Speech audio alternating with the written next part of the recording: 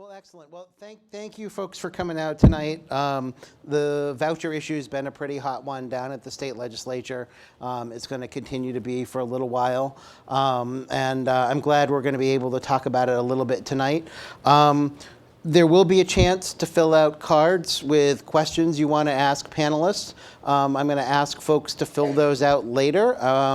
We've got an hour and a half here, but I'd rather let our panelists talk for a little bit and let people ask questions after you hear a little bit about what's already presented. And if you want to respond to things that people are saying, that's more helpful than just writing something down now that might get addressed in 10 minutes, and you'll kind of lose your opportunity to ask what you really want. So as you're probably all aware, the state's EdChoice voucher program is expanding quite dramatically. The performance-based portion of EdChoice, there were 255 public schools in the entire state in the 2018-19 school year that were considered underperforming, and students were eligible to receive the vouchers to go to private school. That jumped to 517 for this ongoing school year, and will go to 1,200 plus in the fall. The legislature has been working to having lots of conversations about reducing that number of quote unquote failing or underperforming schools. Right now we have two competing, I guess, bills from coming out of the Senate and the House. It's a little bit confusing because the Senate has added its voucher portion to a House bill, and the House has added its voucher portion to a Senate bill. So I think we can talk about the Senate's position and the House's position tonight. The Senate wants to have a limited amount of performance-based vouchers based on the report card grades of a student's home public school. They would limit that to about 425 schools and allow income-based vouchers based on family income of 250% or below of the federal poverty level. The House wants to shift to just the income-based vouchers, and they're hanging around at the 200% that we've got now. So that's basically where we're at. We've got four panelists who are very, very up to date and aware of all the things that are going on with vouchers. Barbara Shaner from the Ohio Association of School Business Officials works with the legislature all the time. She's testified on the voucher issue, and she represents all the school treasurers who have to deal with this every day. She also organized a bunch of folks down at the Capitol Conference down in Columbus this summer to present about the issues they were seeing with the vouchers. They really kicked a lot of this debate off. Franco Lynn is the superintendent of the Cleveland Diocese, of all its schools in the area. His schools are probably the prime beneficiary of vouchers in all of Ohio, because not only are students in Northeast Ohio eligible for EdChoice, many of his schools are in the Cleveland School District, which has its own voucher program, which has been in place for a long time. Mr. Dyer, Steve Dyer, is a former state legislator. He is a blogger with a 10th period blog on school issues. He's also a researcher for Innovation Ohio. And Chad Aldis works with the legislature and the public all the time on behalf of the Fordham Institute. That's a pro-school choice organization, but has also advocated for a lot of quality across all school choice options over the last few years.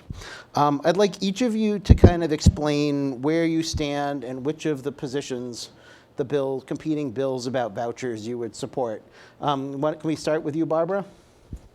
Thanks, Patrick. Well, thanks for the invitation to be here tonight. My organization, as Patrick mentioned, is a professional association for our public school district treasurers from across the state.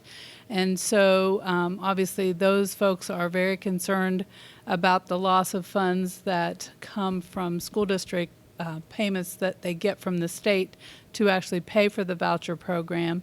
But we can get into details about that later. But the big concern that has come out over the past couple of weeks with the hearings that the legislature had on this issue was just simply the fact that we are sending some of our local funds along with those state funds to pay for the vouchers. I've been with the organization for about 20 years. We work very closely with the School Boards Association and also the organization that represents the superintendents in Ohio. And we do have a policy against the use of public funds to pay for private education, but obviously we're working within the reality that we have right now, which is the fact that we have a thriving EdChoice voucher program.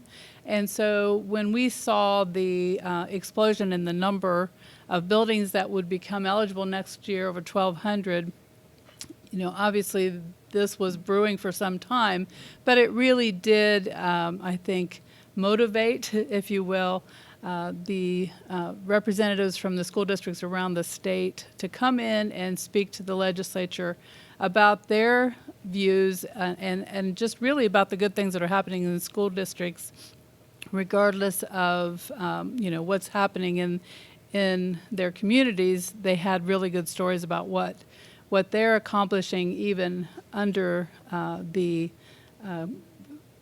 I guess term of saying that we're a failing school. So we had a lot of testimony about that. There was around 50 hours of testimony from, I think, both sides of the issue, both choice supporters and folks from the public schools. And it was clear from the public school side that they really want to see some resolution to this, that seeing 1,200 schools be deemed failing is really unreasonable. It doesn't reflect well on the state of Ohio, for one thing, but it also, brings in a lot of school buildings and school districts that never had to think about this before. And so it really, I think, showed that our members were willing to come forward and be advocates. And, we're really proud of what they're doing. So you back the House plan. We back the House plan. Senate Bill 89 is the preferred, and as the folks came in from the school districts and testified, that was what they indicated, because it does progressively end the performance-based vouchers, and it would be based, Senate Bill 89 would base the future vouchers solely on income. And while we don't want to see that threshold, the income threshold, increase, and Senate Bill 89 does increase that income threshold up to 250% of poverty. We don't necessarily like that provision, but it certainly is. We believe that if the state wants to have a voucher program, then it should be the state that pays for that. And so that's where our members are coming from. Okay, Mr. Olin. Thank you. Yes, my name is Frank Olin. I'm the superintendent for the last 11 months of the Catholic Diocese of Cleveland, but my history is largely in the Catholic Diocese, where I had served at St. Edward High School for a long time before that, most recently as principal. Joined the Catholic Diocese in 2017 and became the superintendent last year in March, after being interim superintendent for almost a year. We are, as Patrick said, we're the Catholic Diocese of Cleveland is a large provider of choice, having all 5 choice programs in Ohio active in our diocese. And the Catholic Church in general, which I don't speak for all Catholic dioceses, there are 6 in the state of Ohio. But it is true that I think some of the commonalities among Catholic schools can be shared throughout Ohio. The Catholic schools are the largest non-public provider when it comes to education in Ohio. As far as our stance is very much in favor of helping families and helping children, making sure that those who want to choose are empowered to do so. And I had the opportunity to testify a bit earlier on this month and talked a good bit about the predicament that we're in, the choices that families were provided back in November with their notification of the scholarship eligibility, and then the current delay that we're under. Our concern, we have I'd say a short-term concern and a long-term concern. The short-term concern for those families and the fallout effect for whatever changes to a program might happen at this late date. And then the long-term effect that I think we're here to talk about also, how education is supported in Ohio, how it continues to be funded, what the place of choice is, what the role of non-public schools are. We have a 170-some year history in the Diocese of Cleveland of educating, and that's a part of the fabric of education in Ohio. So are you backing either the Senate or the House voucher plan, or you just, my sense is you really want more choice available for as many people as possible? Actually, our sense is, I'd go back to what I said prior and in Columbus, but also here. There's the short-term challenge and the long-term challenge. I think the Senate plan and the House plan don't fully address the issues that I and the Catholic Conference have been trying to raise, which is one, the families who are expecting choice now in February. They were notified in November and we're at the end, nearing the end of February. The decision-making cascade that comes from that, neither of the plans really smoothly transitions. While I see both of them trying to make changes to the program, neither of them very smoothly transition. And the notion, the notion of choice as an improvement strategy. So choice that is beneficial to not only non-public schools but public schools too. The policy should be modified in such a way that the benefits of choice continue to support all Ohioans, and that's something that I think needs careful study. The funding of choice certainly is I'm nodding over to the people who are much more knowledgeable about policy than I am, but the deduct has certainly caused some friction here, and so we don't see either plan, or I should say for the Catholic Diocese of Cleveland, we're not favoring a House plan or a Senate plan. I think there's compromise that probably needs to happen, and I think that probably speaks to why the writers of those plans are so far apart as of today. Okay, thank you. Mr. Dyer. Thanks. Yeah. First of all, I was in the legislature from 2007 until 2010. And prior to that, I was a reporter at the Akron Beacon Journal where I covered these issues. And a lot of this started in Akron with a gentleman named David Brennan. I don't know if anyone here remembers him. So I was around since the very beginning. I was in the newsroom that was covering this a lot. So I've got a little bit of a different take on this. We have had an issue with how school choice options in the state have been funded since the very beginning of the program. And the reason is twofold. First of all, currently there are two EdChoice programs really in the state of Ohio right now. One is the performance-based one that's the cause of all this angst. The other one is the income-based voucher. The income-based voucher is funded with a specific line item in the state budget that goes to fund those students.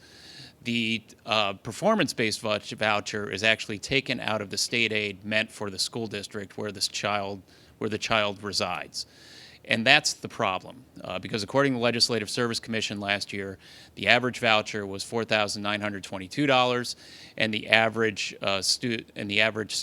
public school student received $3,583.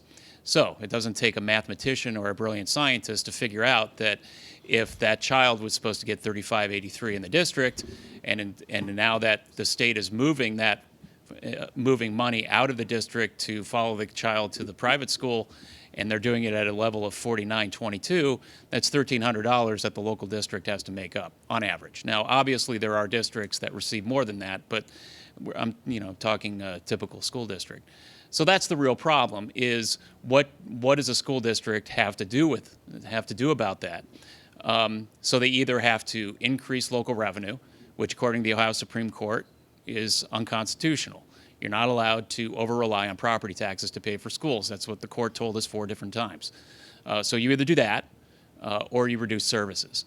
And that's really been the problem with this whole school choice issue, it's really masking the major issue in the state of Ohio, and that is, frankly, we have not properly funded our schools for 30 years.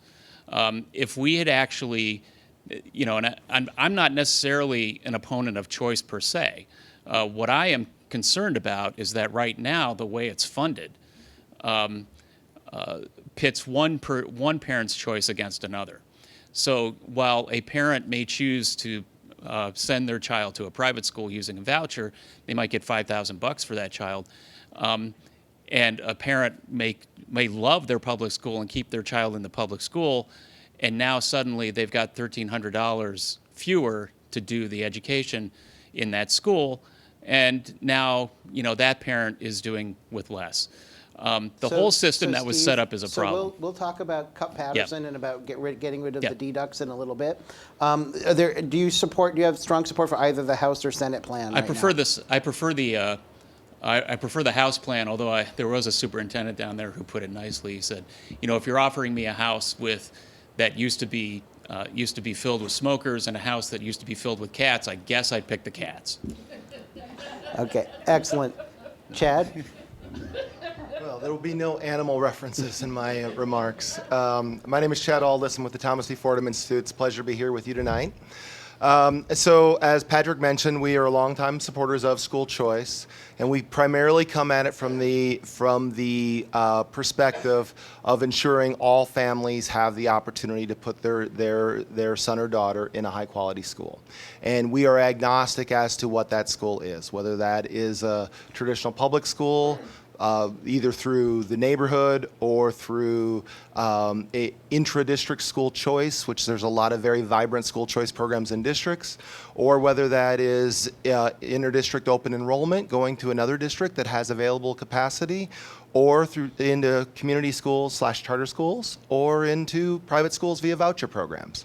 So when this discussion comes forward and we look at the varying proposals, we're looking at it and trying to analyze them under the context of what makes sense, what best aids the students to have options and opportunities if for whatever reason the student doesn't fit, isn't being well served, maybe because of the student's situation and maybe because of the school, at their zone school. Just making sure everybody has those sorts of options. So in the context of that, we kind of look at both the House and Senate proposals and see strengths and weaknesses in each of them.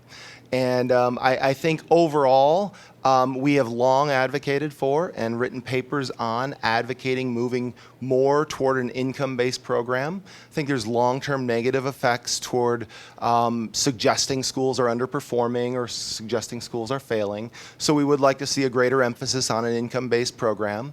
We do think the level of income should be increased from the 200% that is current law. We're probably on that issue closer to where the Senate is, which landed at 300%. Just because, and there was a lot of compelling testimony in front of the conference committee that was debating the EdChoice scholarship from families that say, well, you can say we make a lot of money, but we have 70,000 and we're a family of 4 and I have 2 kids in school. And everybody has a mortgage, people have car payments, things like that. And, I've got a daughter in college now. It really is hard to try to figure out how to make those extra dollars go there. To say just because you make $75,000, you have $12,000 or $15,000 extra to make that option, that option isn't realistic. So we like the fact that the income is increased under both of these proposals, and to try to capture more middle income and lower middle income families, because we think that's an important perspective that sometimes gets lost. In terms of the performance-based model, we definitely want to see the list reduced. I'm guessing the sweet spot will be somewhere between what the House and Senate has. 400 schools, historically speaking, in Ohio. Patrick mentioned that in 2018-19 there were around 250 schools. And I think we've seen variances over the years, usually between 175 and 250 schools. So I'm guessing somewhere in there, if the legislature is looking to compromise, which we'll know, I guess, in a few weeks. But if they are, I'm guessing that's probably where it will more end up. But it is always hard because schools face a tremendous task. We know how hard education is. We know the persistent achievement gap we've had based on wealth disparities for dozens of years. This isn't a surprise to us. So it's really hard to figure out what the right framework is to suggest students in a certain school require or should be afforded other educational options.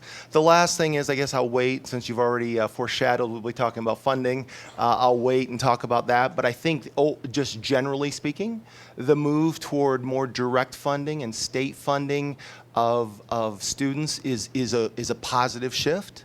The key is how it's done.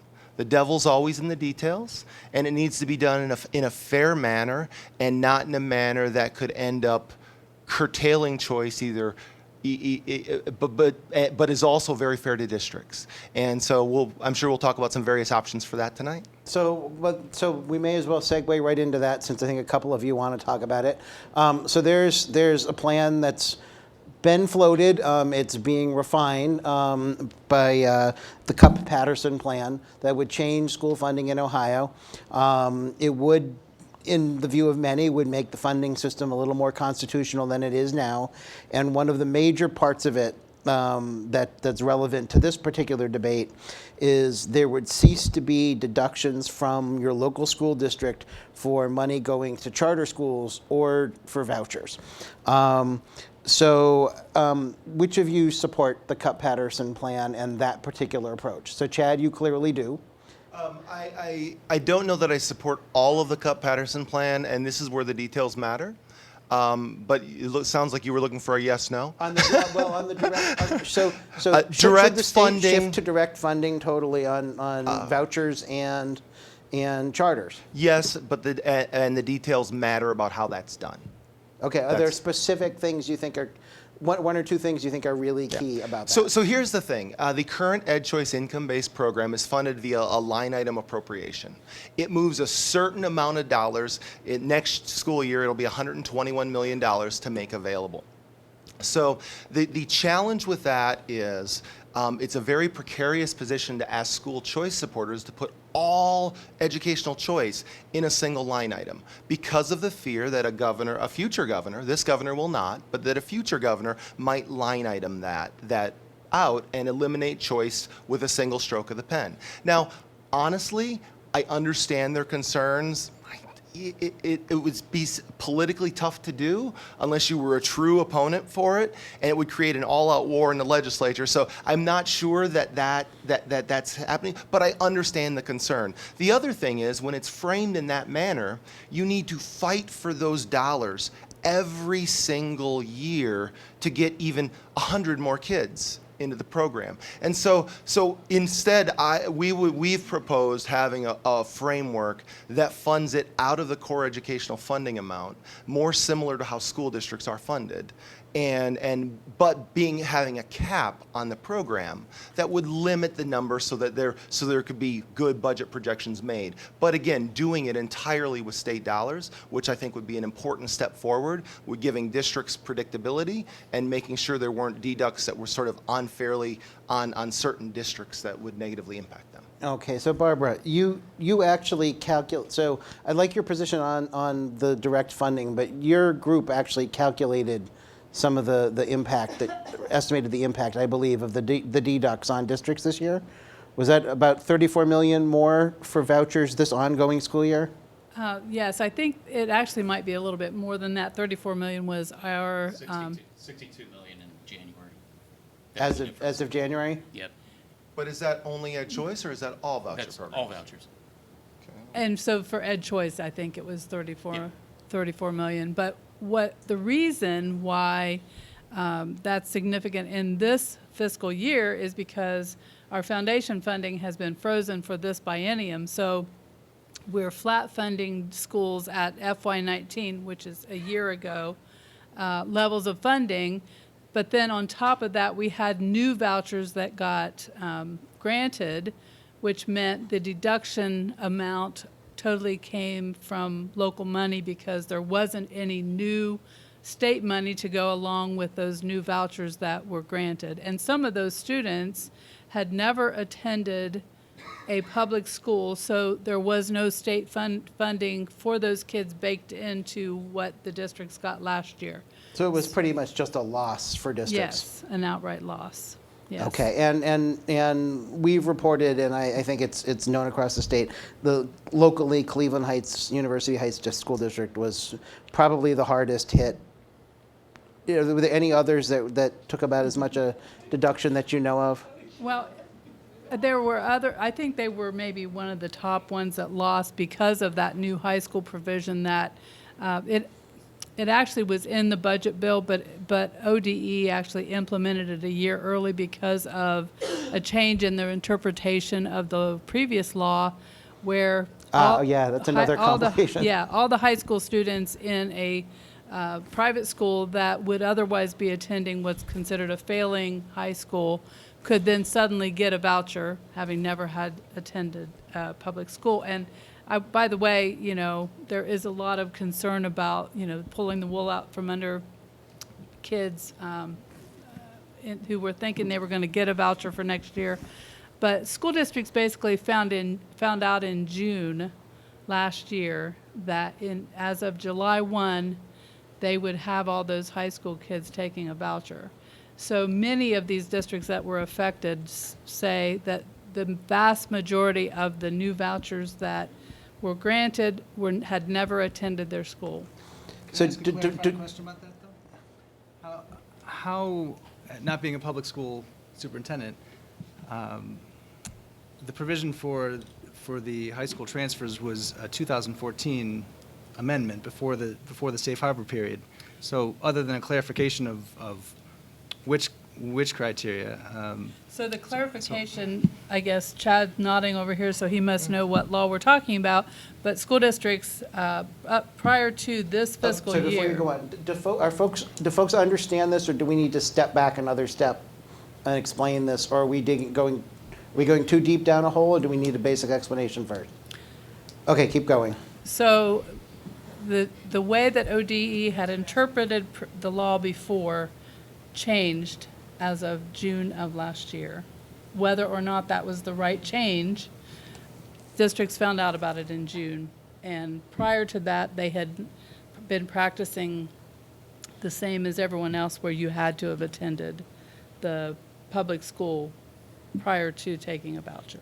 So, but it was a 2014 law that, because of safe harbor, really didn't impact schools until after the safe harbor period.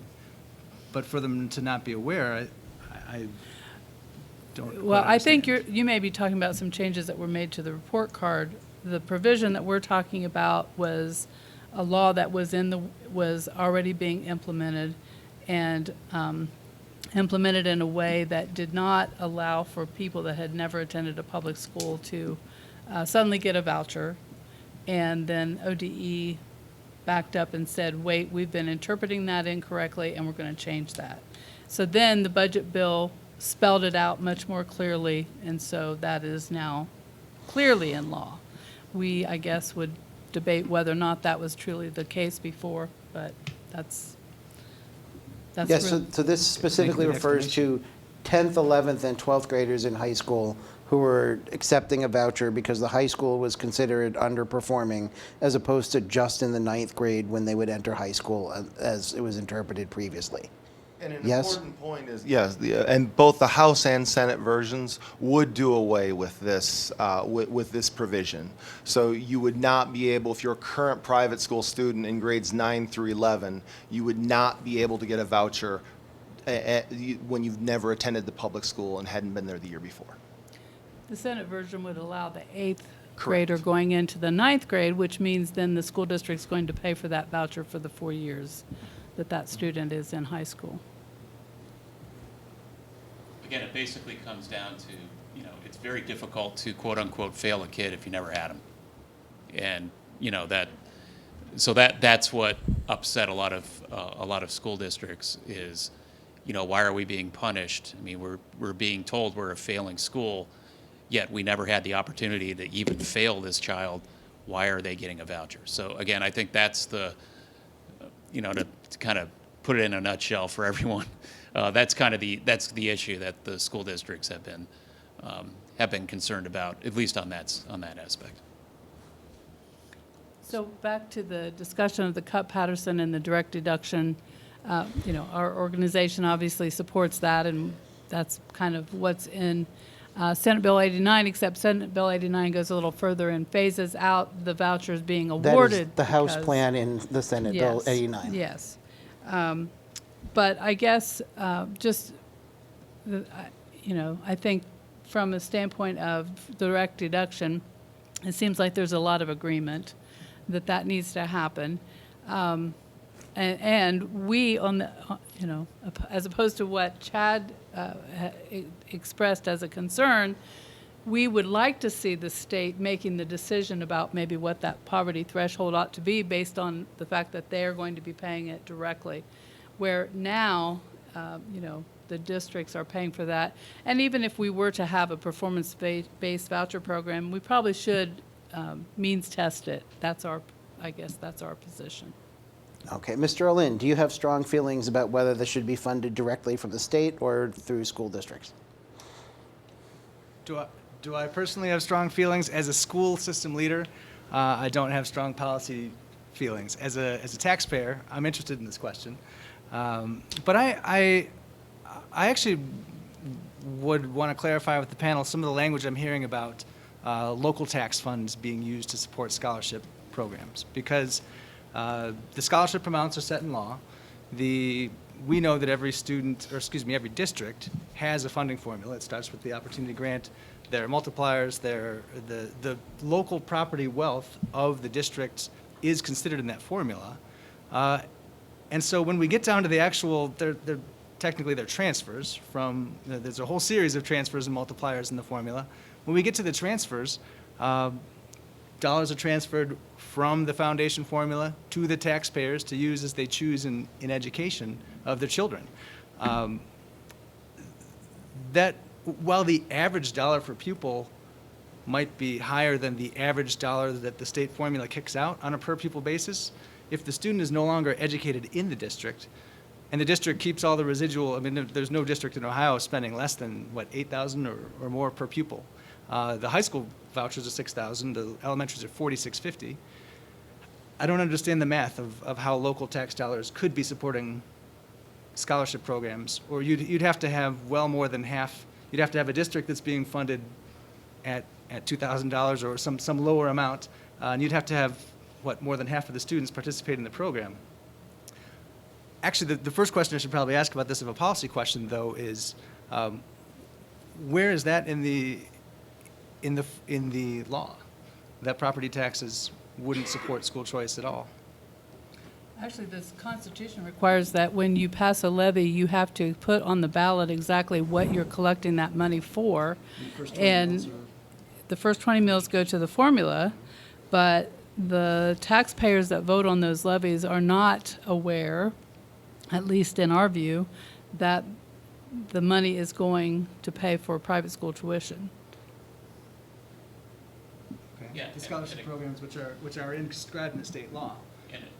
Right, and again, first of all, let's make it very clear: there's no constitutional right to have your private school tuition subsidized by taxpayers. Let's make that very clear. Nor constitutional prohibition. Right, I understand, but we're not talking about a constitutional right to have your private school tuition subsidized by taxpayers. Between vouchers, administrative cost reimbursements, auxiliary services, and busing, the state of Ohio is very generous to its private schools, producing almost $700 million a year to private schools, to private education. A lot of that, one of my concerns, again, being concerned about taxpayer money, is once the voucher goes into the private school, it's very difficult to audit it and find out how that money is being spent. One of the things that helped us clean up a lot of the voucher program, a lot of the charter school program, was because we were able to go in and audit that stuff. I would hope that being able to audit, vouchers, especially now that it's between all the voucher programs, we're looking at $400 million a year. And if this expansion happens, we're looking at maybe $500 million. This is not the $2.5 million Cleveland program that was examined by the U.S. Supreme Court in 2002. This is a much different kind of animal. I would hope that there would be some additional safeguards for taxpayers to make sure that money is being spent properly. This is not in any way suggesting that it's not. It's just if you're talking about $400 million, you want to make sure that the old Ronald Reagan adage: trust but verify. And then the other concern is, again, Chad and I go round and round about this all the time on programs and stuff. But if a child gets $3,500 in a school district, and that same child goes to a private school, and $4,900 follows that child to the private school, that is $1,300 that no longer goes to that public school. That applies to every student in that school, even the highest performing student in the highest performing building, even the family that loves their public school, is part of the PTA, wants to do, the kid is thriving, even that child loses state funding. Again, so the district has to make up for it, or they don't, and you have fewer services. I don't think anyone on this panel thinks it's a good idea to pit parent against parent, child against child, money against money. And right now, the system we have sets that up and sets it up for this combative relationship that really shouldn't be there. But it's solely at the feet of the legislature to fix, because it's solely at the feet of the legislature who created it. So again, I think that I don't blame a single parent or a single school from taking a voucher. If the state's going to say, we want to give you $6,000 to go to high school, what are you going to say? No? So I totally get it. The issue is that that choice to send the child to the private school does have a negative effect on the 90% of parents who keep their kids in the public school. And we got to figure out a system that does not pit parent against parent, child against child, district against school, whatever type of school that is. So I do think that the direct funding, I think the solution to this has been, frankly, in front of the state legislature since 1991. The solution is fix the school funding formula for the 1.6 million kids who are actually in the public schools. Make sure it's adequately funded based on a rational formula that bears some relationship to student need, frankly, a lot of relationship to student need, and fully fund it. And then if you want to do choice programs, that's fine. Direct funded from the state. That way, parents who choose the choice option get the funding they need without adversely affecting the funding that the 1.6 million families, families of 1.6 million kids in the public school need. So that's the solution. So if the state's But going to it pick up costs the money. whole cost of vouchers and school choice, would you, quickly, yes or no, would you support an state income tax increase in order to pay for that? Should Me? state income tax be increased in order to pay for vouchers and school choice? I don't by the know that state? it's an either or option there. Just to give you some idea. Well, the rainy day fund isn't endless. So. I understand, but here's, the budget I handled in 2009 when I was chair of the Primary and Secondary Education Subcommittee on Finance. That budget had $50 billion in it. The current budget that passed this year was $60 billion, and there were nothing but tax cuts since then. I'm not necessarily buying the argument that you got to figure out how to raise taxes to pay for this. I think you just got to change priorities. And, over the last, since 2010, our budget has increased by $10 billion. We passed a plan in 2009, Barbara and Chad are aware of this, called the Evidence-Based Model of School Funding, and we were told we wanted to pay $3 billion additional state funding for education over a period of 10 years because it was frankly passed during the recession. We were told we were crazy to want to spend $3 billion more over 10 years. We are now 10 years later, and if we had simply spent, if we had spent 1/3 of the additional revenue we're already spending and invested it in education, we'd be there. So I'm going to guess that every single one of you on this panel would like to see more money go to schools. Not necessarily. Chad, yes? Well, Steve said not necessarily, so yeah. You're all advocates for school positions, Yeah. so I'm sure you all would like more resources for schools, yes? Generally speaking, if money is spent well, I'd like this. The challenge is, look, our average funding in Ohio is pretty solid. What I want to make sure is we're allocating it to the students who have the greatest needs. And we are pretty good compared to other states in that regard, but I think we can still do better. I think we know more now that students in high poverty especially have higher needs, and I'm not sure our funding formula gets there to adequately serve them, whether they're in a traditional public school, a charter school, or using a voucher. I'm not sure that we have the funds structured in a manner that's truly sending the dollars to the neediest, the students with the greatest needs. And so that's my hesitation. In general, that may take more money. It might take a redistribution of some of the funds already spent.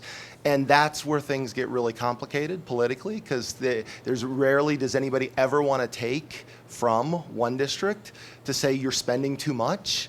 And I get that, but if you don't do that, then it creates a zero-sum game where, as opposed to the example Steve gave, where it was private school student or parent against public school student or parent.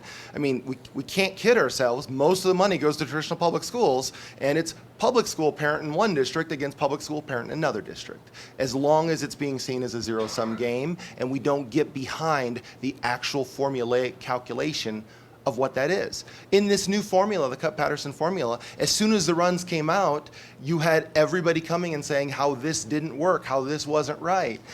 We've had a formula back in 2018 and 19 when we had a funding formula, and we didn't like what some of the results were, so the state said, well, we're going to keep expenses down and we're going to cap those districts, even though the state says you need this much to fund it. We've decided to fund them at less. Columbus ate $100 million.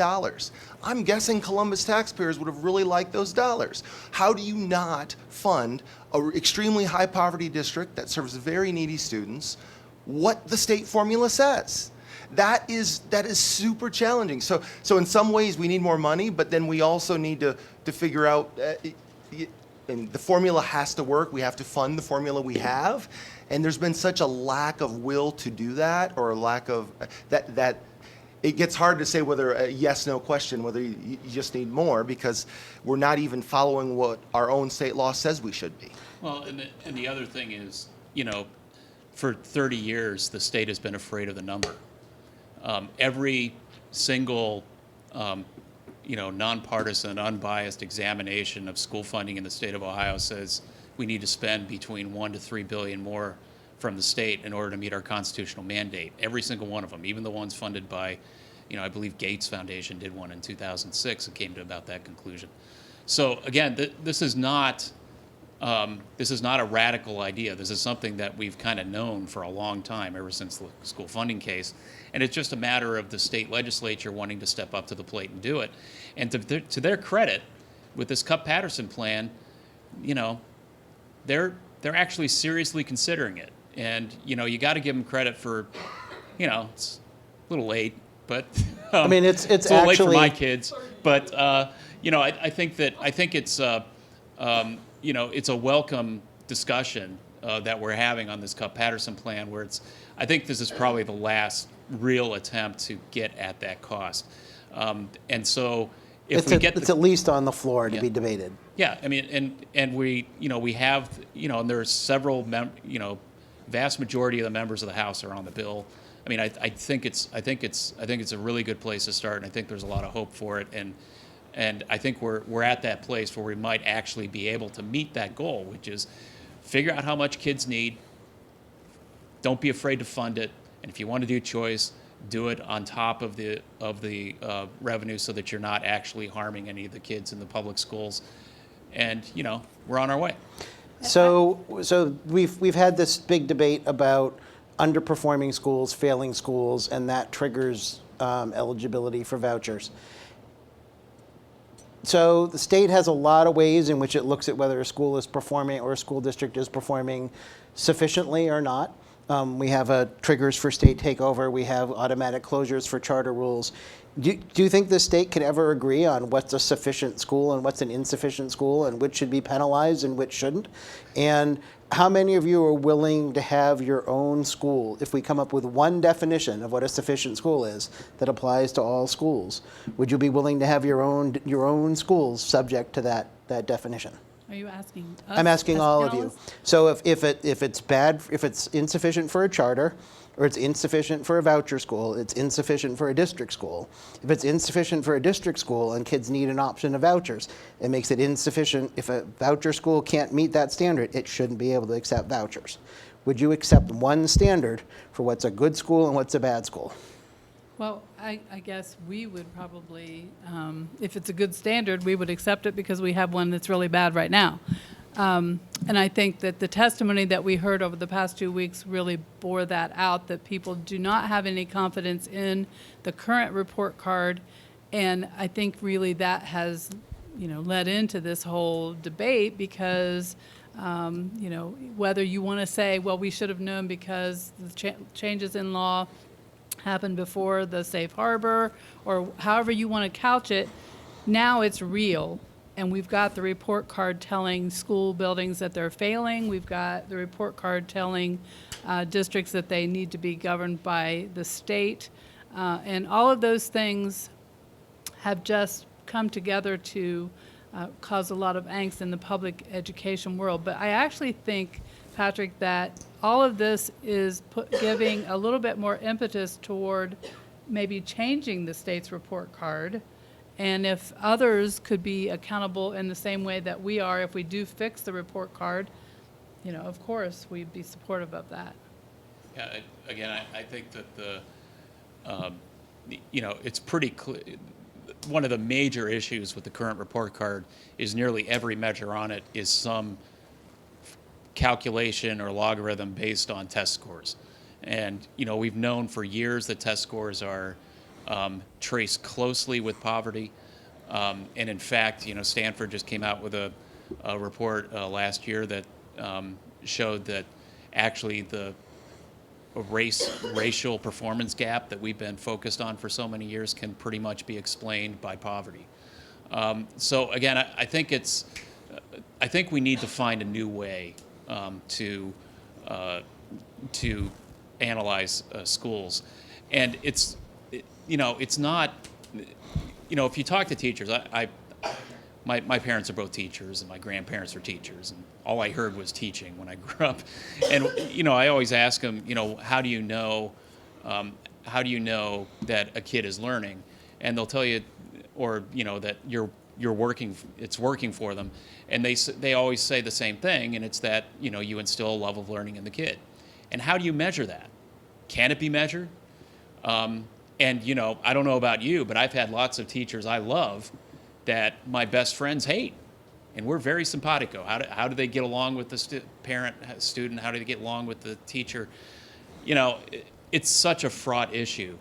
And labeling districts or buildings or anything as failing based on a report card that is based on a series of tests that bears almost a one-to-one relationship to poverty. The wealthier you are, the better you do, and the poorer you are, the worse you do. Again, even if we go back to the buildings in, originally 175 to 225, 240, somewhere around there, 90% of those are going to be in the poorest districts in the state.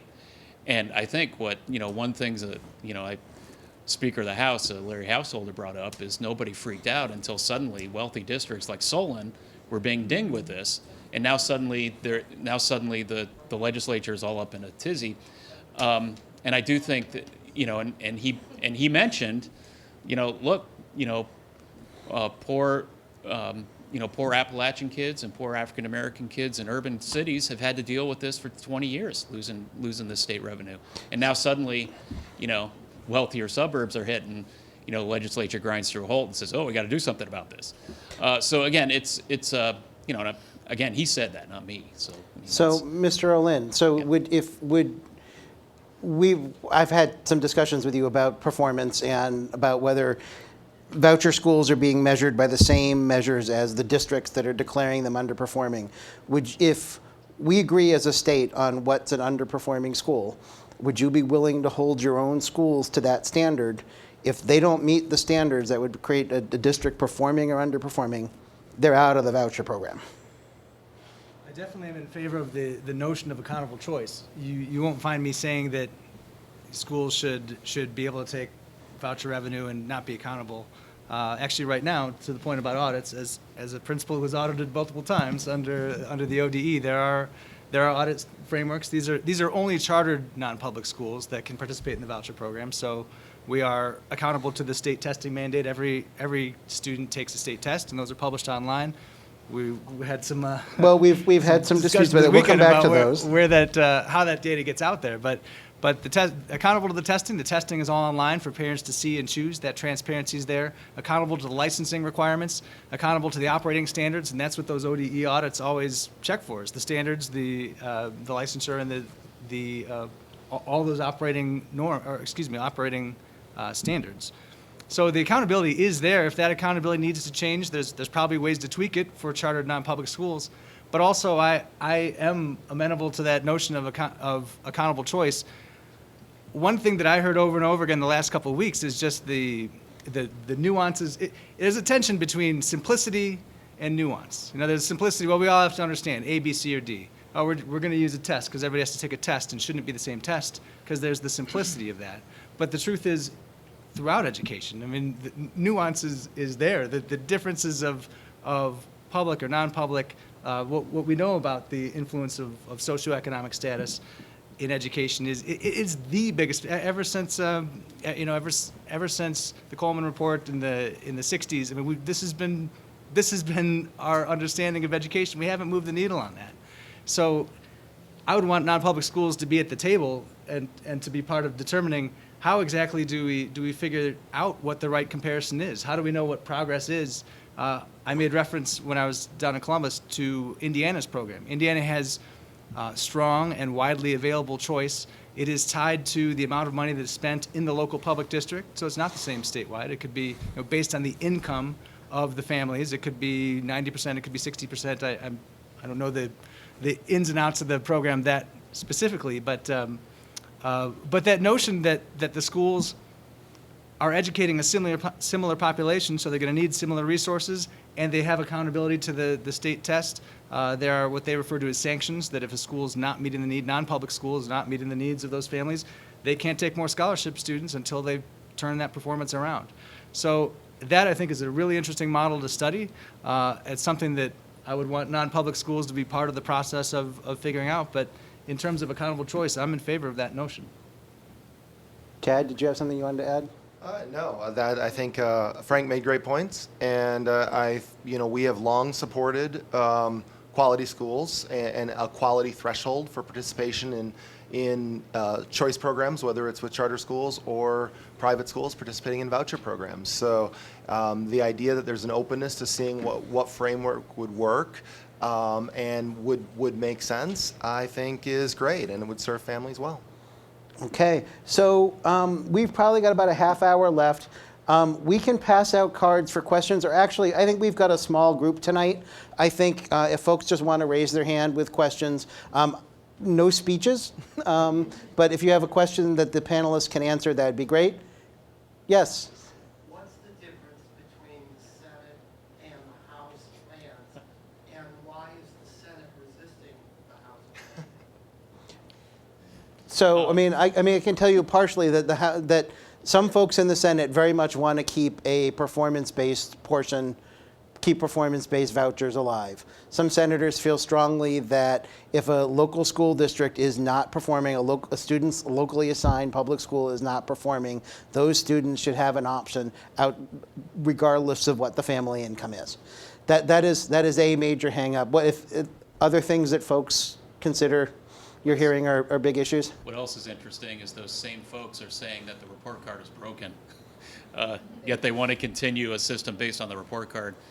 I think a lot of it also is, frankly, politics and personality and the constant, back and forth between chambers. But I do think that, there are, there are quirks in between the House and the Senate right now that are really interesting, and they're playing out in this issue. But I think there's a lot of politics and personality involved as well. Well, and I think I've had at least one senator who has a position of leadership, has indicated to me that he believes that if we go to a solely income base, that then the income level will be out of control. Although his own caucus brought forward a 300% of poverty, which was an increase over what we have now. So I think it varies among the people in the caucuses. I tend to think there is a lot more politics going on, just from the standpoint of, if you saw the transportation budget, you saw House Bill 6, we didn't have an operating budget until July 17th.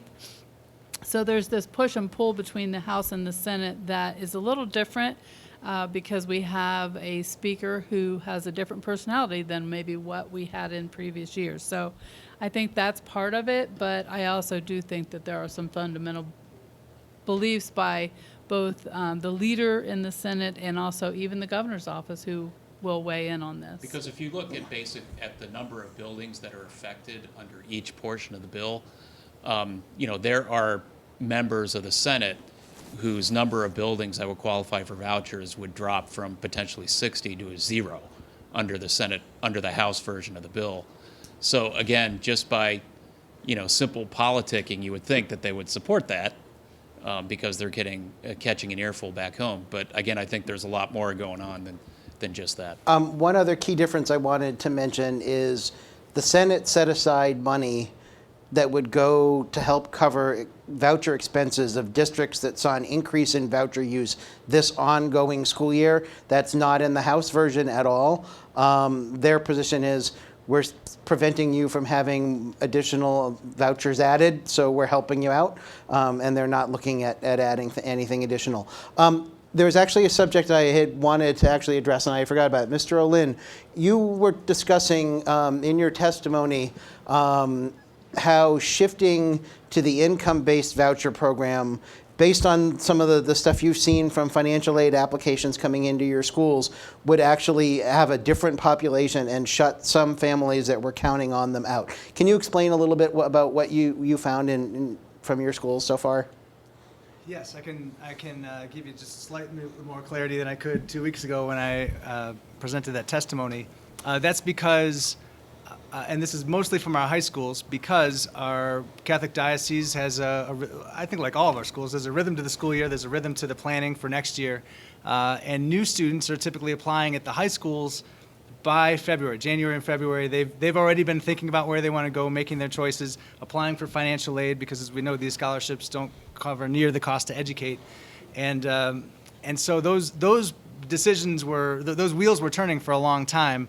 At the time, I'd counted a little more than 1,700 students who were interested, planning to apply on the traditional scholarship, who would be potentially displaced if that were to completely go away. And there are the concerns then about transferring those scholarships over, from that traditional type of scholarship to the income-based scholarship, which didn't. We can talk about the funding a bit later, but there's not a significant growth in the funding. So really, what they would do would be to exhaust what funding was available. It would immediately curtail the number of students who were available for scholarships. That aside, we looked at the income levels of those who were newly had choice available to them. And we looked at what would 200% of poverty, to 250, 300, and above cover. And if I did bring them, but I think it was about a third. It actually, in my mind, and we've found it's a little more than 1,700 now. We've heard from more schools and more families. But in my mind, it also bears out what we talked about before: the expansion, or the sort of, I'd look at it geographically, but the greater eligibility that has happened in this year for next school year than the current year is coming into wealthier districts. So there are families who have a higher income level who are now availing themselves of choice. And so that's part of the reason why we see, a third of those families under either plan, House or Senate plan, or probably more than half of families under the House or the Senate plan, wouldn't be able to actualize their choice. Thank you. Yes. I'm really concerned that the legislature is going to choose winners and losers. And of course, I live in Cleveland, and the losers are communities that were already before. It's all by income. So the winners will be the Solons and Rexville and people who already have plowed money. And the losers are gonna be those of us who are already educating children with greater economic need. Want to address that for me? Well, that's pretty much true, right? Well, if you go to an income-based system, yes, but the funding would not come out of your state aid. It would come out, it would be directly funded, so, I understand in the future, I actually, yeah, we have a but- levy coming up now. right.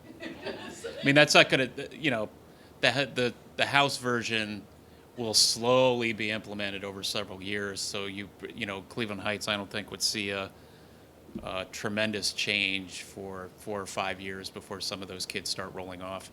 Solon But would see a change right away, right? Solon would see. wouldn't be on the list. Solon wouldn't be on the list. They were only going to be on the list next year, so they wouldn't see it. You would have your whole 12th graders this year go off, and if this House plan were enacted, then you wouldn't have this high school provision unless they would get an income-based If Bernie voucher. Sanders were here, what would he be saying? I don't want to. I want to just make a point to piggyback off of that. I agree with you completely that the optics of that it's pretty clear. One of the things I've learned though in talking to these schools, again back to choice as an accountability measure, in some of those districts, the interest in the scholarships isn't high. If you're in Solon and you're paying literally twice what it costs to buy a house anywhere else in the state, you bought that house so that you could go to those public schools. We're not seeing an exodus. In fact, I mean, they haven't been able to apply on the traditional scholarship, but that one school in Solon we've heard so much about, nobody's come to the Catholic school. I mean, there might be maybe there's a Lutheran school out there, but nobody has come and said, now that I have a voucher, I want to leave my pretty great public school that just had a third grade, didn't get growth on the gifted students. We think our schools are great. Well, yeah. We think we have great schools. I agree with you. Some of the kids who are using using vouchers at your schools in the Catholic Diocese, the Cleveland area, are coming from really great schools too. Yes. Just because the state of Ohio standards are unfairly written, and therefore saying that these schools are failing, doesn't mean that they are. We've already all agreed that income is one of the biggest factors in how kids score on tests, and yet we're using those scores to say, oh, now they qualify for a voucher. And I think here was what my question was really going to be. I feel like in this whole forum was supposed to be, what are your thoughts on the EdChoice and the vouchers? But don't we have a bigger problem? Don't we have a problem that the state of Ohio is funding schools in an unconstitutional way, which some of you mentioned? And so we're trying to fix an entire broken system with Band-Aids. So we can debate the EdChoice and voucher program, and just so you know, I went to public schools, my husband went to private, we have 2 kids in public schools and 1 in private, so I'm not for or against, well, obviously I'm working on a levy campaign for a district right now, because I think all kids should have access to quality education. But my point is, we have a broken school funding system in Ohio, and so we're here debating the voucher system when the whole system is broken. And so, what are your thoughts on, should we pause making decisions about the EdChoice program until the school funding formula and the whole system, like some of you mentioned, if we know what it costs to educate a child for a year. Well, but understand, if they paused making any decision, a whole bunch more kids would have applied on February 1st, and it would have exploded, so. Well, and obviously, because they're already working on that, like, you need to keep working on it, but it's part of a flawed system. So don't we need to fix the whole system before we really can say, okay, well, now we can have a voucher system that is fairly funded one way or the other? Go ahead. Sure. No, let me clarify my point about the Solon example, because I couldn't agree more that pitting public schools against non-public or charter or any of these choice options is unhealthy for Ohioans. You will never hear me disagree with that point. My point only on that is that that's the kind of accountability in real time I have every single day, every year, as a principal of a non-public school, as the superintendent of a system. Every family's got to re-enroll for next year or we close. You know, I mean, every single year, our accountability is in real time. And some of the flexibility we have under as chartered non-public schools is that, you know, we will make changes, we will move personnel, we will offer courses, we do things nimbly so that we can meet the needs and be responsive to the needs of our parents as responsive as possible. That's not to say that our charter and our public counterparts aren't able to do that as well, but that's kind of our bread and butter. To your point about what are the big problems we're trying to fix, especially as a relatively new system leader here, I've been wondering that for some time now, because if you take the Cleveland Scholarship, the EdChoice Expansion Scholarship, and the EdChoice Traditional Scholarship together, they educate about 3%, it's just over 3% of Ohio students who are funded in any way by the funding formula. The $24 billion that we spend on education, when you take those three programs, it comprises barely 1%. So 3% of kids are using 1% of funding to attend the schools that their parents want to put them in. And I don't understand the math of how that is the savior of public education, that we would somehow curtail that and you know, put more kids and partial funding back into public schools to the exclusion of looking at what intradistrict open enrollment is doing, or looking at how we fund the multipliers and the formula, or the caps and the guarantees. You know, why were there not 9 days of hearings on the caps and guarantees? There's 9 days of hearings on, well, under the current crisis, to me, is a crisis because we seem to have forgotten that there is a cap in statute to the number of scholarships. It's 60,000. There is a cap in the amount of spending that can be spent on the scholarship programs. And that's where, when I made my recommendation to the committee to please just hold harmless the families that are in the process right now, that's where it comes from. I don't know how the Senate found another 20 million or the House had 10 or whatever, and it's not for me to decide what to do with it. But that's to my opening statements about there's an immediate crisis, and then there's the bigger term funding of education that for decades we've been working on. I mean, you know, just to keep everyone kind of in the loop here, between charters and vouchers, everything we spend on charters, everything we spend on vouchers, it's $1.6 billion a year on choice programs in this state. We have been incredibly generous to choice programs in this state. One of the top states in the country. I believe at one point we were the top state in terms of funding private education with public dollars. I don't. 1995. Yeah. Right. Right. Technically, no. Right. So again, we are, you know, $1.6 billion is roughly the estimated additional cost of the Cup-Patterson education plan. So again, I think there's really a great opportunity here for a grand bargain on public education. And the grand bargain is House gets Cup-Patterson with additional revenue, and Senate gets income-based vouchers that can be taken anywhere in the state, and you can go wherever you want, but it's on top of it, and you don't have to take money away from kids in school districts, and we move on. But I don't know if they'll reach anything like that, but I definitely think that's the way to go.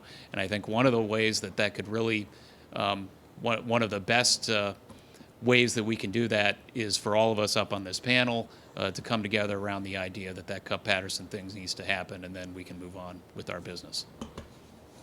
I read here and there that U.S. Secretary of Education has been in Columbus. I'm sorry. I've read that the U.S. Secretary of Education has been in Columbus, I think several times, weighing in, and one of the articles said, you know, calling in chits. And I'm curious as to what direction she's going in. And does anybody know, in fact, is she favoring Senate versus House bill, or does she not want any change? I mean, what is our U.S. Secretary of Education advocating for here in our state? Well, judging from her boss, the one education policy that they have been very clear about and actually announced here in Cleveland was a $20 billion national voucher program. So my guess is she would be very much for the expanded voucher. But again, I don't have a pipeline to Betsy DeVos, so I can't really explain that. But I mean, she's not calling up to say, you know what, take it easy, let's fix your funding formula first. So I do think that that's a concern. And you know, I don't want to get into the whole Betsy DeVos thing, but I do think that that's a concern. You know, she has a history in the state. You know, the group that she ran in 2006 was hit with the largest Ohio Elections Commission fine in history. So there, I mean, there's been some history with her in this state. But it was very interesting that she was starting to make calls on this. But again, I think it's very much in line with what her and her boss's goals for public education have been. The only really stated goal has been the $20 billion voucher program. So go ahead and please introduce yourself as well. Tell them what you do. Who, me? Yes. Hi, I'm Merle Johnson. I'm a member of the Ohio Board of Education, District 11. Thank you. And I just want to go on record as saying I'm totally against how the report card invalidly evaluates school districts. I've gone on record many times, and so I just want to say that. We need to find a fair way to figure out what schools are doing. But I wanted to respond to Mr. Aldis. When vouchers were first started in Cleveland back in 1995, the original intent was supposed to be to allow low-income families to be able to have choice. That was the way they were marketed, promoted, and everything. And so you just talked about if you're making $78,000 and you have 4 children and you really can't see how you can do this with the car payment and everything, it reminds me of one of the 24 superintendents who I represent, who said it was a wealthier district, and he said that one of his residents made the statement, I'm hoping we do get vouchers, I can use it for my ski trip. And the reason I share that is because I find it heartbreaking. I'm not saying everybody feels that way, so I don't want to paint a big brush, but just the fact that someone would say that when vouchers were supposed to have originally been intended for low-income families. If you're making $70,000, $78,000, it seems like there may be some ways that you can kind of, you know, figure out what to do without taking much-needed money from public school districts. So I just want you to respond to why you feel it's okay for someone who's making that kind of, has that kind of income to be able to use a voucher. Yeah, well, because I believe all families should have the opportunity to make a choice. And I think functionally, when you sit down and you create a spreadsheet or you're sitting at your kitchen table and you do a budget, that the ability to pull $6,000, which is a very low amount, certainly for high school, and if you have 2 kids, it's double that, to be able to pull that out of your disposable income, if you're not already wealthy, that's impossible for most families. Now, I don't know, and people can disagree about that, but you know, we have a state law where we require students to go to school to a certain age. And I believe parents should be given the opportunity and as much flexibility as possible to meet the mandatory attendance provisions that the state places upon them. They should be able to educate their students in a school that delivers the quality of education they want, consistent with the values and beliefs they hold, consistent with the type of environment and the educational framework, and so, you know, if I think the income could be even higher. I don't think there's a magical number. Yes, the Cleveland program started that way, but the Cleveland program has always allowed in, if funding was available, students of higher income, but lower income students were given priority. The EdChoice program, when it was created in 2005, did not have any income threshold. It was the school you were assigned. So the state has been all over the place. And, you know, I mean, and the idea, by the way, though, that the suggestion that which I know was not your suggestion, but you're repeating a story, that somehow this is being used for skiing trips, that is patently ridiculous. The scholarships are written the checks are made out to the parents, but sent to the private schools, where they have to be restrictively endorsed and deposited. That's the way our law is framed, and that's the so you know, I know that that was an anecdote, and you're not saying it, but the fact that somebody did say that and suggest that, you know, there are a lot of very fine people, just like in our traditional public schools, in our private schools who are running that. So it's the suggestion that the dollars are being misused is... Well, so Chad, I mean, if all that means is that he doesn't have to write a separate check.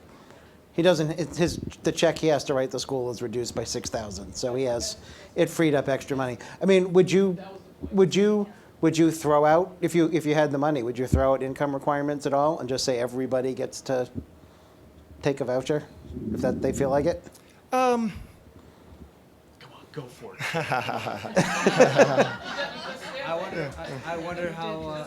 I wonder how familiar our lawmakers and our policymakers are with places like Canada, places like Australia, places you know, Western democracies that have such policies. We can't get from like today's policy to the end of this month. I'm not suggesting that this would happen quickly in Ohio, but that the idea is actually one that has been tried as a public policy is an interesting one, and so. In Western Europe, it's the norm, not the exception. Educational pluralism, where families get to choose the schools they go to, and they can be private schools that follow state regulations, is common. And our Constitution requires that there be a system of public education, and that's what we support. We think that that's where the funds need to go.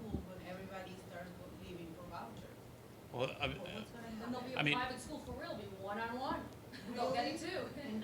well, here's, This poor lady has been wanting to ask a question for quite some time.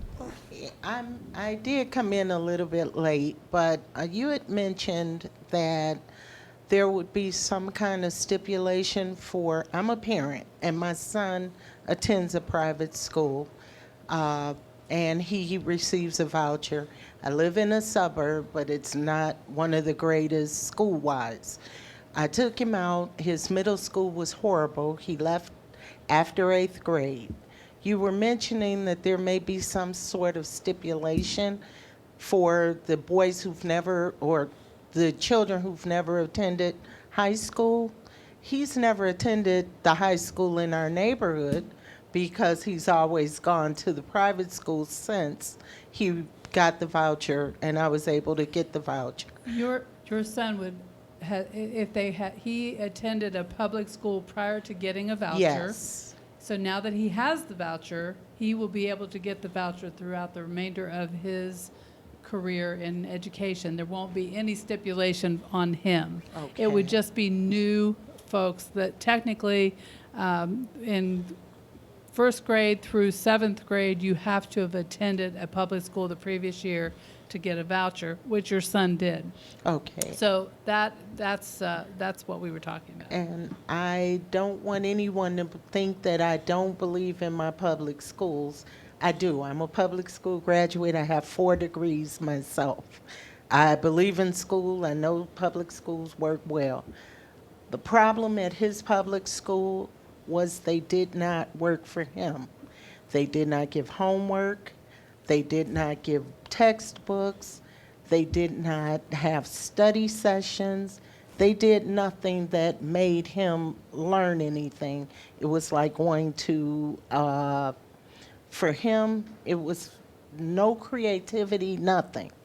So it was just like sending my son to camp, a detention center. Where he is now, he's thriving. He's doing everything. And I will go for a voucher if I can get one to keep that in my son's eyes. For these past 2 years, I've not seen him happier or doing better. To anyone else with questions? I would like to ask her a Sure. quick question. And I've asked this of a lot of voucher parents who receive the voucher. Once they realize, you know, the impact on kids who are in that building, who may be doing well there. I mean, it may not work for your kid, but it may work for others.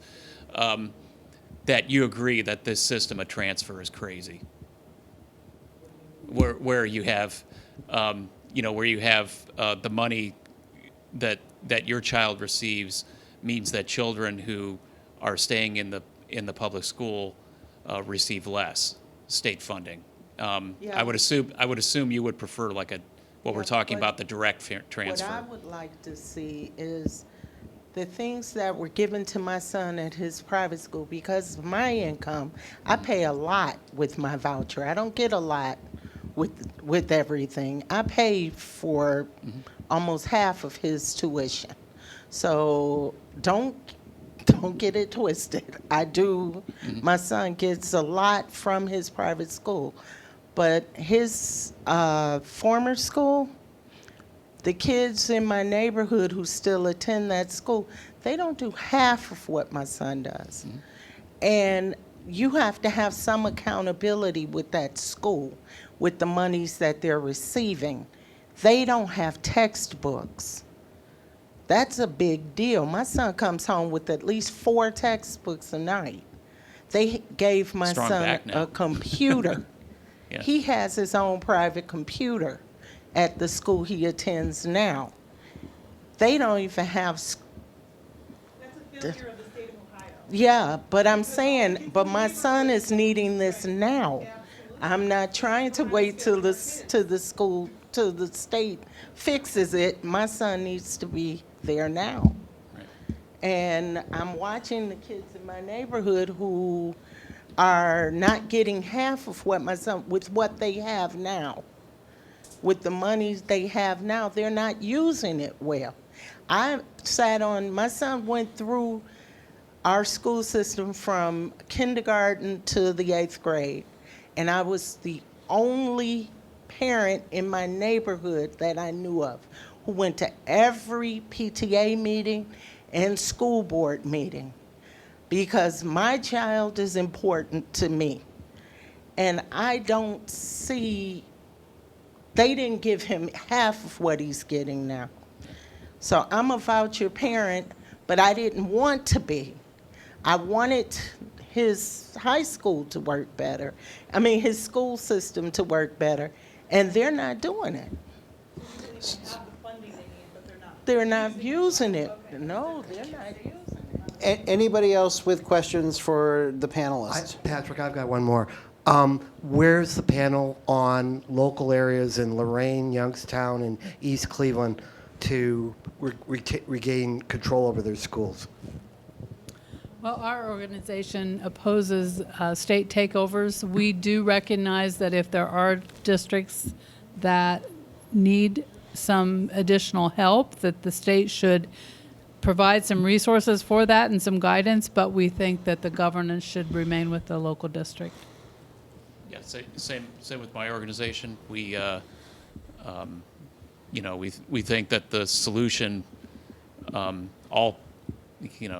the vast majority of solutions can be derived at the local level, and a state that hasn't properly funded its schools for 30 years has a lot of nerve telling a local district what to do. For no offense, but I do think that the one of the interesting things in the House version of the bill is they did get away with the academic distress commission thing, which is what you're talking about. So it'll be interesting to see if that's a negotiating tactic, or if that's something that actually has a chance of passing both chambers, because I think that'd be a welcome change for those communities.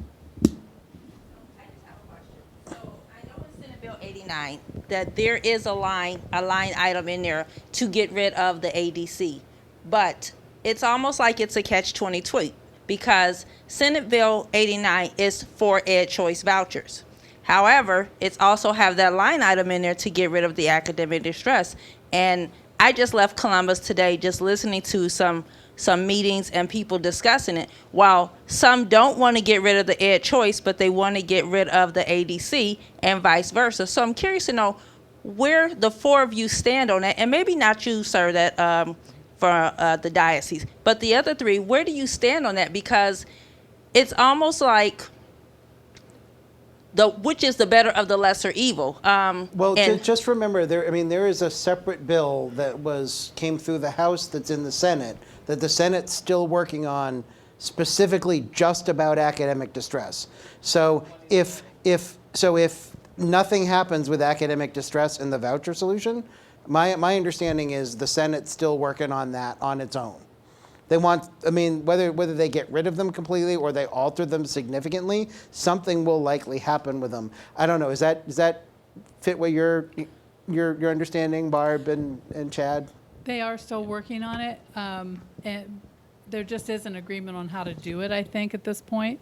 But when you said that there are two different things in Senate Bill 89, actually Senate Bill 89 started out to be a totally different bill, and it's got other provisions in it. So when they get through, if they did a conference committee on Senate Bill 89, at the end of the day, they could take out different provisions or leave in or make adjustments. But our organization supports both what is happening with the vouchers in that bill and also the elimination of ADCs.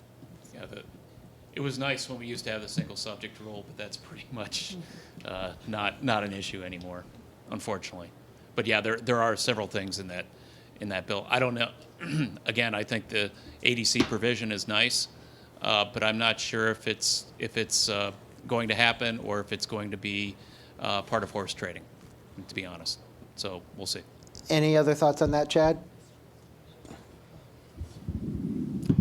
No. Well, academic distress commissions, my guess is what we will see is some change in the framework, but given certainly statements the governor's made about the state having a moral obligation to step in at times when there's been consistent low performance over X number of years, that sometimes that there needs to be, that the state does need to step in. So my guess is there will be some measure of that, but I think there'll be a lot more support along the way for local school districts, hopefully more resources to allow them to make the changes that they want to make and have a real go at it at the local level to try to figure out how to try to increase performance within their district before we would get to any sorts of interventions, which is likely where it always should have been.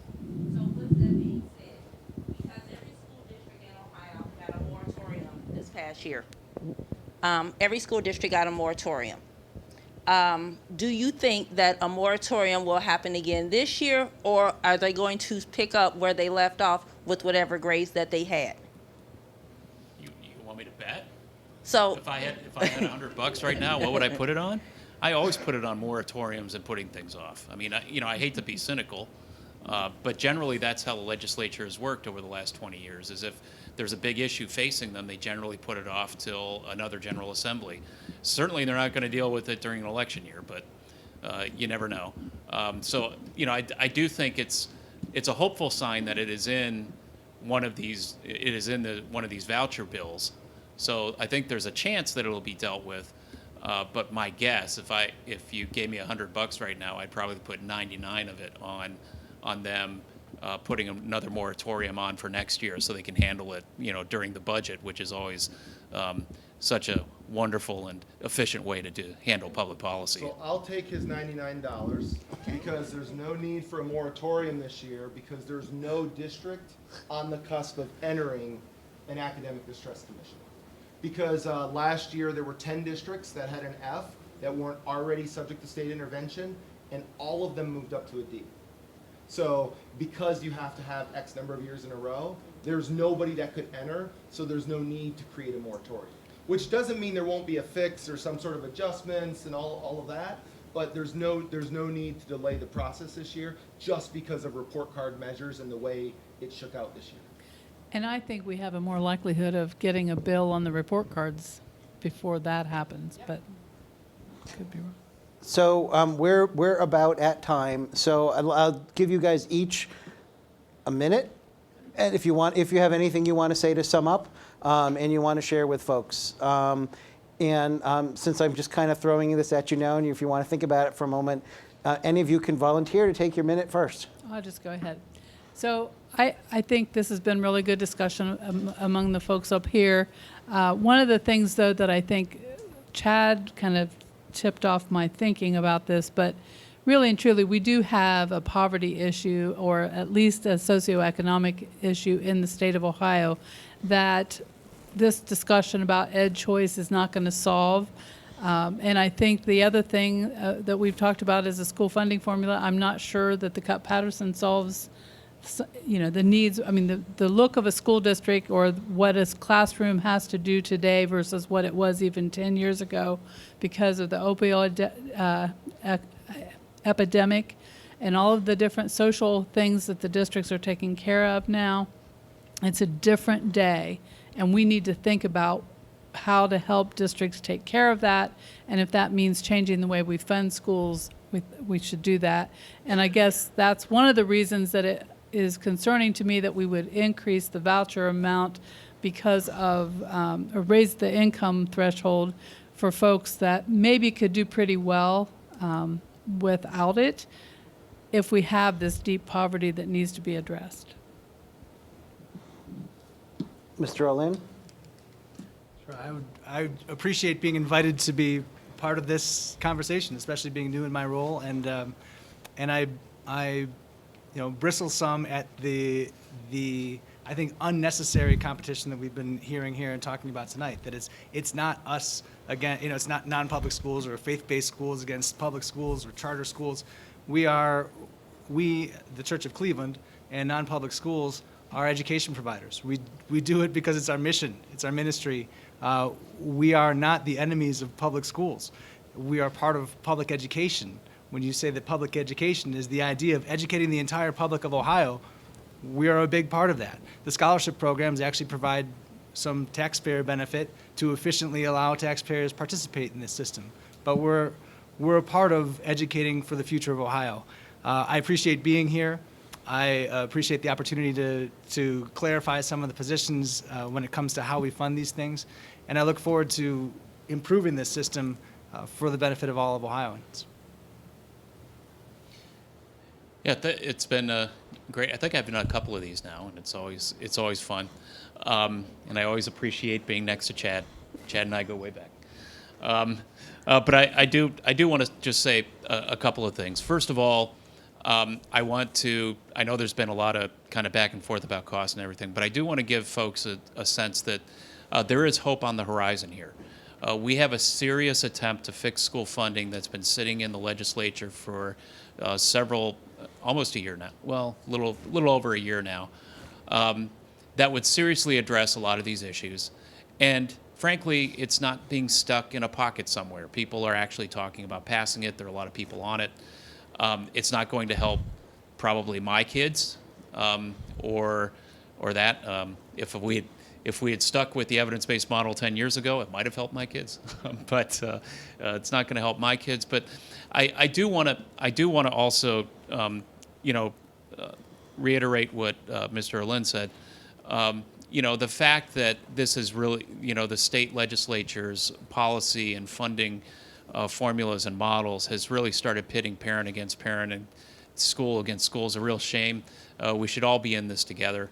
And then the other thing I would add is I have heard from a lot of folks who talk about how, I pay local taxes, so my money I should be able to take my money where I want to go. It didn't really come up tonight, but I do want to say that this is also an opportunity to really reiterate what the social contract is, and that is what we're all in this together. We are, when kids benefit in our community, it benefits us, and there are lots of folks who paid for my education who didn't have any kids in the public schools, never had kids in the public schools, but they were more than happy to help send me to great public schools. And I would hope that we would kind of get out of that and start really focusing where we need to focus, and that's on really the state's failure over the last 30 years to address a lot of this issue. They really jumped at the school choice movement. They really put the cart before the horse. And the money should have, the money always should have been directly funded. The money should have been on top of what the Supreme Court ordered the state to do in 1997 first and 3 other times since. And now we're just trying to get back, 25 years of messing this up. And but I do want to let everyone know that there is hope because we've got a real bill and we've got real commitment. And frankly, we have a Speaker of the House who, has said on several occasions that he came back to the House. He used to be the Speaker in the early 2000s. He came back to fix school funding. So I do think that there's a lot of hope here, and I think we can actually get this right. And whereas 10 years ago I would have said this will take, 30 years, we might see something change before the end of this year, and that would be really exciting for the kids of Ohio. Oh, sorry. Keep forgetting it. Thank you for having me today. It was a pleasure to talk with all of you. And we did a little bit of conversation about school funding. And I know at times it may sound, as Steve talks about it, that there's a consensus, but the breakdown between state and local dollars and whose dollars they are and what that looks like is really, really complicated under our framework. The notion that is a shared state and local responsibility to fund public education in this state, which we've been following for a very long time, makes these calculations and the per pupil amounts and that a lot tougher to kind of break down. So when you say, when you hear the talking point of, well, the average voucher is $4,900 and the average district gets $3,600, what's in my head is the average amount a taxpayer spends for a student in the state of Ohio is $12,000, and you're giving them a voucher for $4,900. So we've got some things we need to work out there. There's still some issues that we need to figure out as movement. But now, as we're thinking about sort of what brought us here, which is the current debate about EdChoice, there's a solution. There's a compromise available. The question is, can we focus enough, and can our leaders focus enough on the issues before us to get us in a good spot moving forward, to solve some of the crisis situations in some of our school districts, to make sure parents in both traditional public schools and private schools have a sense of certainty and know what they're going to be doing and can apply or not apply and decide where they're going to school next year? Or are we going to fight about issues that are not going to, that need to be resolved, but aren't going to be resolved in 3 weeks? Issues like the state report card or accountability of private schools. There were a lot of things that made this debate much bigger, and we need to keep working on those. Public policy is always a work in progress. But if we're going to solve stuff in the next few weeks, to give greater certainty to everybody and improve where we are, then we need to try to focus on the true issues right in front of us that we can resolve fairly quickly. But I think it's possible. Thank you very much.